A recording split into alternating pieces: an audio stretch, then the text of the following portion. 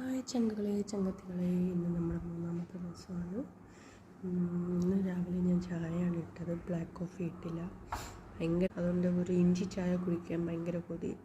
ഇഞ്ചി ചായ കുടിക്കുമ്പോൾ തൊണ്ടയ്ക്ക് ഒരു ആശ്വാസം കിട്ടുമല്ലോ, അതുകൊണ്ട് അപ്പോൾ ചായ ഇട്ട് കുടിച്ചത്. ഇന്ന് വർക്കൗട്ട് ചെയ്യാൻ പറ്റുമെന്ന് അറിയില്ല, പനിയുണ്ട് ഇത്തിരി. അപ്പം നോക്കാം, വർക്കൗട്ട് ചെയ്യും മിക്കവാറും. അപ്പം ഇനി ലഞ്ച് ടൈം കാണാം. ബൈ. ഹലോ ചങ്കുകളെ ചങ്കത്തികളെ, അപ്പം ഇതിപ്പം ഡിന്നർ ടൈമാണ്. മണി ഇപ്പോൾ എത്ര 4:57. അപ്പോൾ ഞാൻ എൻ്റെ ഡിന്നർ കഴിക്കാൻ പോവാം. ഡിന്നർ എന്താണെന്ന് വെച്ചാൽ സോഫ്റ്റ് ഗോതമ്പും ഓട്സും ഇട്ട അപ്പം. നല്ല അടിപൊളിയായിട്ട് വന്നിട്ടുണ്ട്. ഞാൻ ഫസ്റ്റ് ടൈമാണ് ട്രൈ ചെയ്യുന്നത്, പക്ഷെ നല്ല അടിപൊളിയായിട്ട് വന്നിട്ടുണ്ട്. റെസിപ്പി വേണമെങ്കിൽ കമൻറ്റ് ചെയ്യണം. അപ്പം ഗോതമ്പ് അപ്പമാണ്, ഗോതമ്പും ഓട്സിൻ്റെ അപ്പമാണ്.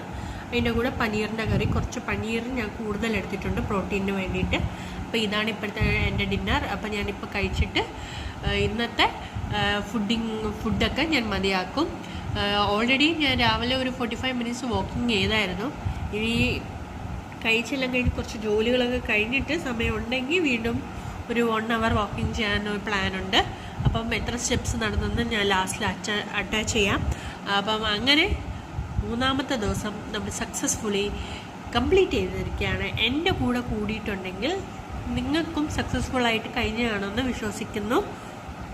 അപ്പം ഞാൻ കഴിക്കട്ടെ, നല്ല വിശപ്പുണ്ട്. എന്നാൽ ഉച്ചയ്ക്ക് ഞാൻ ചോറ് കഴിച്ചില്ല, എനിക്കിന്ന് പനിയായിട്ട് ചോറ് കഴിക്കാൻ തോന്നിയില്ല. അപ്പം ഞാൻ ബ്രെഡ് ഓംലെറ്റാണ് കഴിച്ചത്. ബ്രെഡ് വീറ്റ് ബ്രെഡാണ്. 2 ബ്രെഡ് സ്ലൈസും 2 മുട്ടയുടെ ഓംലെറ്റുമാണ് ഉച്ചയ്ക്ക് കഴിച്ചത്. അപ്പോൾ ഇതാണ് എൻ്റെ ഡിന്നർ. വാക്കിംഗ് കഴിഞ്ഞിട്ട് അവസാനം അറ്റാച്ച്മെൻറ്റ് ചെയ്തേക്ക് എത്ര സ്റ്റെപ്സാണ് നടന്നതെന്ന് നാളെ ഒരു വീഡിയോയിൽ കാണാം. Keep supporting me and follow me. By.